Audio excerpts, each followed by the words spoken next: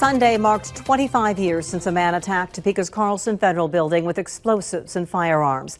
It is a day that remains fresh in the minds of those who were there and the families of those whose lives changed forever. Report of explosion and shots fired. I can hear it reverberating. Another explosion on the west side of the building. Shrapnel was just flying all the way down to the end there.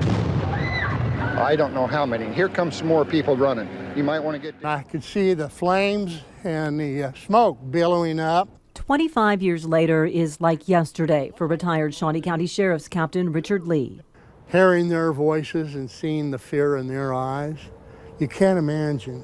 You just can't imagine what real, true fear is till you see that in their eyes.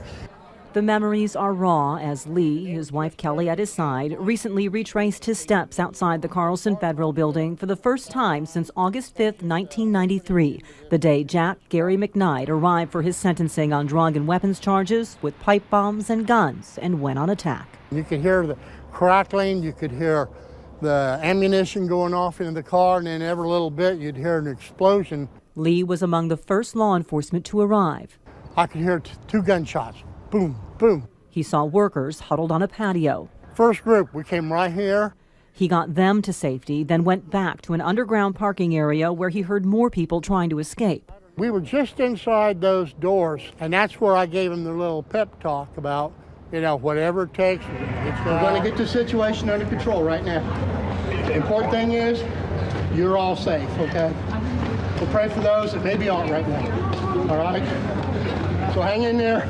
From there, with explosions continuing and McKnight firing from inside, Lee led groups of citizens, staffers, and federal judges on a dash across the open lot to a parking garage just south.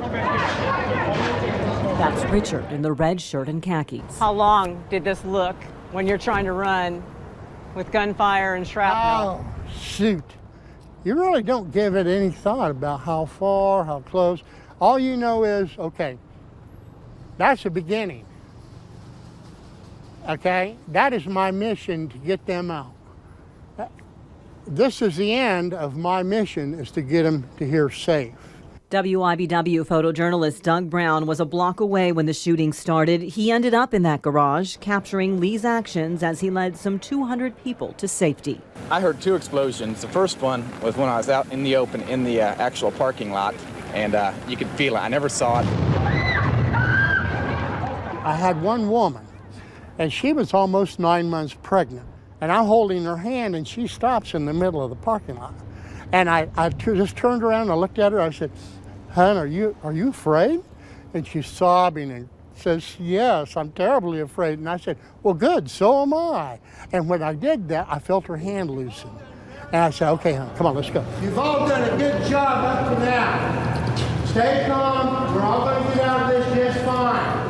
What they didn't know was that inside, it was too late for court security officer Gene Goldsberry, shot and instantly killed at the guard station when McKnight got off the 4th floor elevator. This was his U.S. Marshal's pin that he wore on his lapel, and he was wearing it when he was killed. Brenda Hall is his daughter. He was very humble, one of the kindest people I've ever known. Goldsberry had retired from a long career with the Kansas Highway Patrol. Never one to stay idle for long, he went to work for the Marshal's Service. I mean, that's what he was all about. He was somebody who took care of other people. He would be the one that would pick up, a homeless person or a hitchhiker and pay for a hotel room for him or buy him a meal. On that day, Brenda and her mom heard about the shooting and went to the hospital, desperate for information. A friend from KHP would find out. And when he came back in, I could tell by his body language it was not good news. And he said, yes, Gene had been killed. His logbook tracking his daily movements hits a blank page August 5th. The notebook he carried in his shirt pocket bears a hole from a bullet or shrapnel. It's not clear which. Gene Goldsberry's life of service brought to an end. But Brenda says the blessing is that her father was fighting terminal prostate cancer and had faith a better place lay ahead. I really definitely felt God's grace in that I had peace about what had happened, although it was very, very hard. Just wanted, people to appreciate my dad for who he was and the sacrifice he made. Richard Lee was among officers who received the Medal of Valor for their actions during the attack, but he says he's no hero. Instead, he honors Gene Goldsberry and another group. The heroes in all this are the people that I brought out. I never thought of us as heroes. We did our duty. They overcame great adversity, tremendous fear, and carried the day as far as I'm concerned. Lee said he didn't do it alone. He credits the entire law enforcement team for their efforts that day, including fellow Medal of Valor recipient Deputy Charlie Bloss. Reporter Steve Fry shares his story on WIBW.com. The attack sparked increased security at government buildings nationwide. Today at the federal building, you will find a guard station and controlled access to that parking lot, and only one public entrance to the Carlson building where you immediately pass through security.